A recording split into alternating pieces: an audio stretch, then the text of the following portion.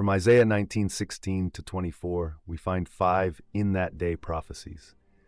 In the second in that day prophecy, there is a mention of 5 cities, and one of those cities is called the City of the Sun. Many scholars believe this references Heliopolis, a very real place in Egypt, now known as Ain Shams. However, this chapter isn't about that particular city. In Malachi 4:2, we read about the Son of Righteousness healing the world that is in awe of God. In John 8:12, we find that Jesus, or Yeshua, as is his actual name, is the light of the world. Whenever you see 2 sets of numbers line up and the meaning is unclear, there's a strong likelihood that you've just encountered a code that must be unpacked to truly understand.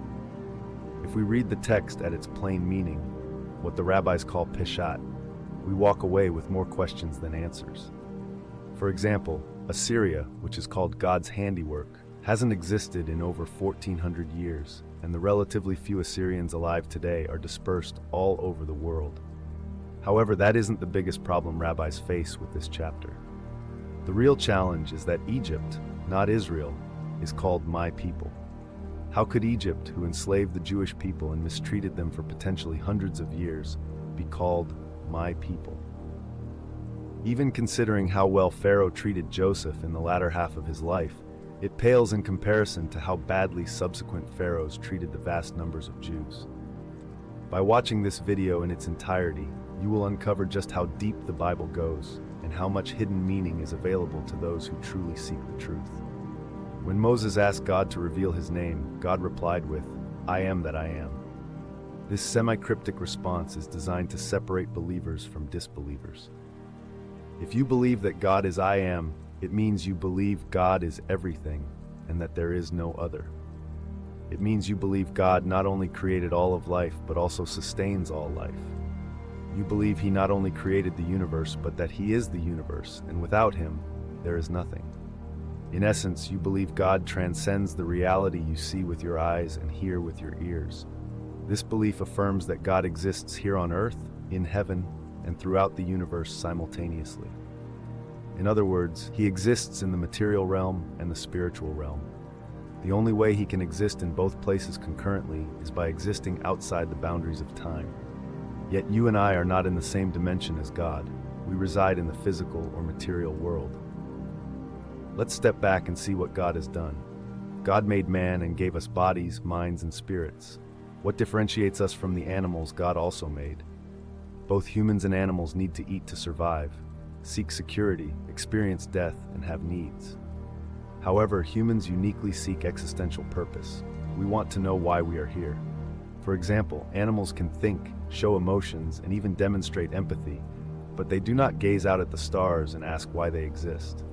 God has given us insight into at least 3 dimensions, and while there may be far more, the ones we can clearly determine are 1. The physical dimension, or the material world; 2. The mental dimension, or the realm of consciousness; 3. The spiritual dimension. Now let's return to the 3 nations or peoples Isaiah mentions: Egypt, Assyria, and Israel.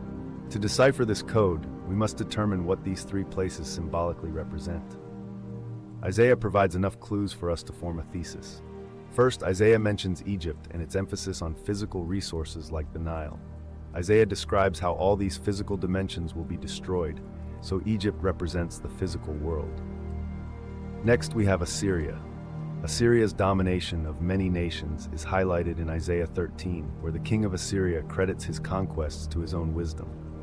Assyria thus represents the mental dimension, or the state of consciousness. Finally, we have Israel, though relatively little is mentioned about Israel in this chapter, which is itself a hint.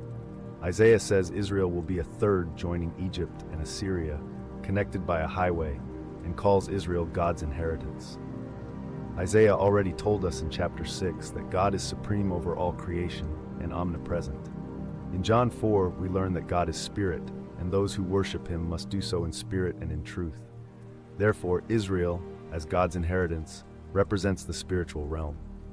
The fantastic scene Isaiah describes is that these 3 distinct realms, physical, mental, and spiritual, will become one with God. In that day, all dimensions will unify, and people throughout the world will worship God together in harmony and unity. The highway connecting all peoples symbolizes the Word of God, which originated from Israel and has reached every corner of the world. This is clearly demonstrated by the over 2.5 billion Christians worldwide, followers of the Way, who each strive to bring this good news to others. If you found this fascinating, wait until you study the profound teachings of Christ Yeshua as recorded in the Gospels. May the peace of Christ Yeshua rest upon you, may His Spirit fill your mind, and may you be blessed and bless others.